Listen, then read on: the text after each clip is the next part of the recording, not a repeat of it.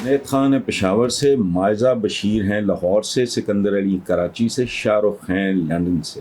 آپ نے یہ نہیں لکھا شاہ رخ صاحب کہ آپ پاکستان کے شاہ رخ ہیں یا انڈیا کے شاہ رخ ہیں اور آج کل لاہور سے آپ بامبے سے لندن بیٹھے ہیں۔ بہرحال وہ کہتے ہیں جی کہ یہ سب دوستوں کا مشترکہ سوال ہے، ہم اکٹھا کر لیتے ہیں۔ پہلے اور طرح پریکٹس کرتے تھے، اب ہماری کوشش ہوتی کہ ملتا جلتا سوال ہو تو اس کو ایک سوال میں تبدیل کر کے دوستوں کے نام دے دیے جائیں۔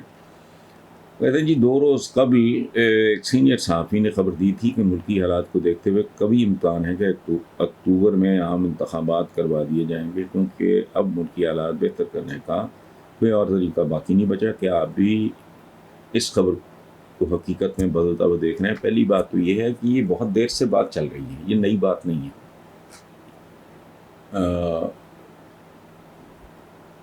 دوسری بات، اس بات کی کوئی ضمانت نہیں ہے کہ اس کے بعد ملکی حالات بہتر کرنے کا جو ہے وہ کوئی صورت نکل آئے۔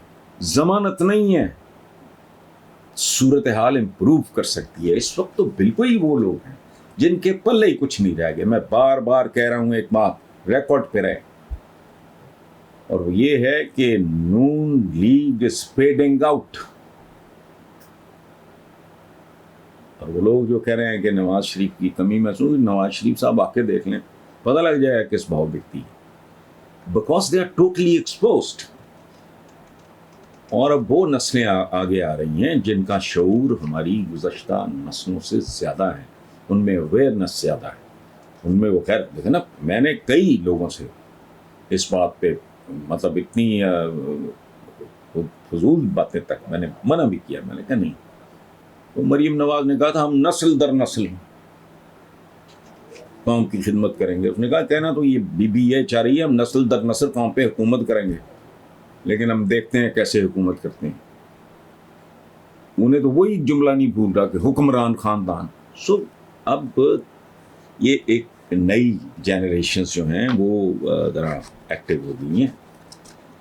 بہرحال آپ نے جو بات کی یہ کوئی نئی بات نہیں ہے، اور اس سے آپ تھوڑا سا رنکل آؤٹ کر لیں گے چیزوں کو، ان کی کچھ شکنیں ضرور کر لیں گے، باقی کیا بنتا ہے آئی ڈونٹ نو۔